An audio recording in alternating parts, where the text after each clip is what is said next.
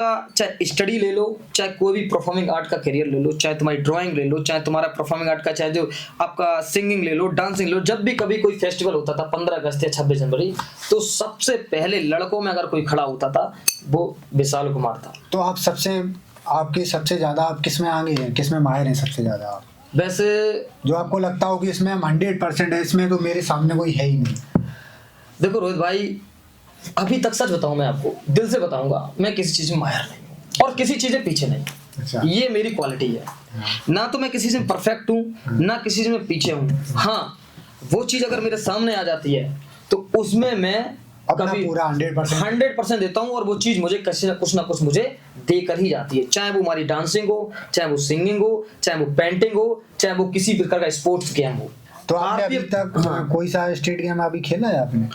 State games तो इसलिए नहीं खेल पाया क्योंकि मेरा जो स्कूल था उसकी शायद ही ऐसी कोई पहुंच नहीं रही कि उन्होंने हमें कोई स्टेट में या कोई का नाम जैसे तहसील स्तर पर या फिर ब्लॉक स्तर पर या फिर कोई स्टेट स्तर पर हमको, हाँ थोड़े बहुत प्रतियोगिताएं होती रही, लेकिन उनमें मैं आगे नहीं जा पाया क्योंकि इसके लिए प्रिपरेशन चाहिए होती है और प्रिपरेशन हमारी कभी इस तरीके से हुई नहीं। लेकिन ये है कि मैं पार्टिसिपेट सब में करता। तो जैसे आपको लगता है कि जैसे जो और पास के गांव हैं, जो थोड़ी ने एरिया से बाहर हैं, गांव देहात के गांव हैं, तो वहाँ पर जो बड़े बड़े कॉलेज बने हुए हैं, उनमें आपको लगता है कि वहाँ पर खेल के लिए भी व्यवस्था होनी चाहिए, सरकार को लगाना चाहिए ऐसा कुछ जो वहाँ पर लोगों को, बच्चों को प्रोत्साहित करे उसके लिए कि हाँ इसमें ये हो तो आप भी कुछ अच्छा कर सकते हैं? जी रोहित भाई, आपकी बात बिल्कुल सही है, लेकिन मेरे हिसाब से जो मैंने अभी तक अनुभव किया, एक्सपीरियंस किया है, मेरे हिसाब से आज की डेट में जो भी कॉलेज स्कूल्स हैं, शायद ही उनकी मेंटलिटी ये रही हो कि हमारे स्कूल में जो भी प्रतिभाएं हैं, जो भी टैलेंट है, जो भी बच्चों में जो एक अलग ही कुछ कर गुजरने का जज्बा है, उसको चीज को आगे ले जाते हैं, उसको प्रोत्साहित किया जाए। शायद नहीं, क्योंकि बात ये है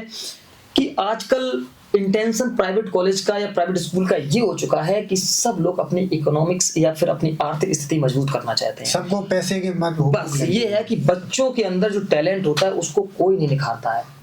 आजकल मैं प्राइवेट क्या, मैं गवर्नमेंट कॉलेज में भी, स्कूल में भी ये चीज को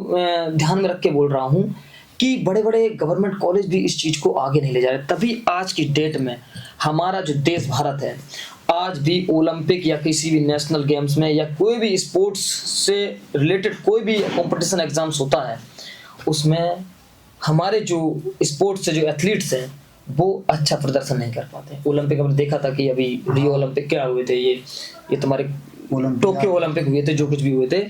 इसमें ओनली 7 लोगों ने गोल्ड मेडल जीता था, जबकि चाइना और अमेरिका कितने टॉप पे थे और बहुत सारे देश थे जो कि हमारी पॉपुलेशन से बहुत कम उनकी पॉपुलेशन थी। अब बात ये है कि हमारे जो नेता और अभिनेता होते हैं, जो नेता हमारे जो होते हैं, जो लीडर्स होते हैं, जिनसे हमारी बहुत सारी अपेक्षाएं होती हैं,